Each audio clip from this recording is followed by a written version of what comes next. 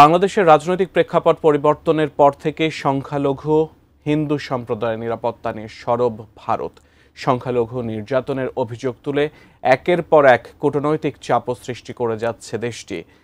এবার একই অভিযোগ তুলে ভারতে মুসলিম সংখ্যালঘুদের নিরাপত্তা নিশ্চিত করার আহ্বান জানিয়েছে বাংলাদেশও। কিন্তু হঠাৎ কেন এমন পাল্টা অভিযোগ ভারতের দিকে? বিস্তারিত জানাচ্ছেন আরিফ হাসান। इसमें बांग्लादेश का हाथ है। अगर हाथ है तो इसको जमींदारी तो सेंट्रल गवर्नमेंट का है कि बीएसएफ बॉर्डर संभालते हैं, हम नहीं संभालते हैं। ভারতে মুসলিম নির্যাতন নতুন কিছু নয়। মুসলমানদের জোর করে জয় শ্রীরাম বলানো, মুসলিম নারীদের উত্ত্যক্ত, গোহত্যার অভিযোগে নির্যাতন, বাড়ি ভাঙচুর, মসজিদ দখল করে মন্দির নির্মাণ, এমন সব ঘটনা অহরহই ঘটে থাকে দেশটিতে। এবার চোখ পড়েছে দেশটির মুসলমানদের সম্পদের উপরেও। মুসলিমদের সম্পদকে কেন্দ্র করে নতুন ওয়াকফ আইন করেছে বিজেপি সরকার। সেই ওয়াকফ আইন নিয়ে প্রতিবাদে ফুঁসে উঠেছে গোটা ভারতের মুসলিম সম্প্রদায়। কোন কোন রাজ্যে প্রতিবাদ বিক্ষোভ রূপ নিয়েছে সহিংসতায়।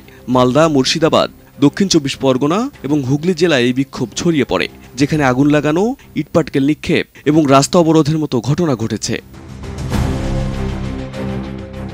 পশ্চিমবঙ্গের মুর্শিদাবাদে গত সপ্তাহে সেই সহিংসতার ঘটনায় বাংলাদেশি দুষ্কৃতিকারী জড়িত থাকার অভিযোগ করেছেন পশ্চিমবঙ্গের মুখ্যমন্ত্রী মমতা ব্যানার্জি। একই সঙ্গে ওই সহিংসতার জন্য ভারতের সীমান্তরক্ষী বাহিনী এবং বিজেপিকেও দায়ী করেছেন তিনি। इसमें बांग्लादेश का हाथ है। अगर हाथ है तो इसको जमींदारी तो सेंट्रल गवर्नमेंट का है कि बीएसएफ बॉर्डर संभालते हैं, हम नहीं संभालते हैं।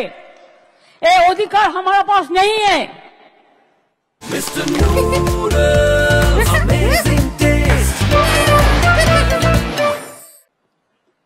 स्टेट गवर्नमेंट का पास बॉर्डर संभालने का अधिकार नहीं है, तो आपने क्यों अलाउ किया? क्यों बीजेपी का बाहर से आदमी आके आप गड़बड़ करके भाग गया? कोई फेद आपको देना पड़ेगा। মমতা অভিযোগ তুলেন, বাংলাদেশ সরকারের সাথে গোপনে বৈঠক করেছে বিজেপি সরকার এবং বাংলাদেশ থেকে লোক নিয়ে পশ্চিমবঙ্গে পরিকল্পিত দাঙ্গা বাঁধানো হচ্ছে। মুর্শিদাবাদের ওই সহিংসতায় 200-র বেশি মানুষকে গ্রেপ্তার করেছে পুলিশ। তবে তাদের মধ্যে কতজন বাংলাদেশি ধরা পড়েছে সেটাও মমতা ব্যানার্জিকে প্রকাশ করতে বলেছে ক্ষমতাসীন দল বিজেপি। তবে মমতা এমন অভিযোগ করলেও সেই তথ্য প্রকাশ করা হয়নি। কারো প্ররোচনায় পা দেবেন না।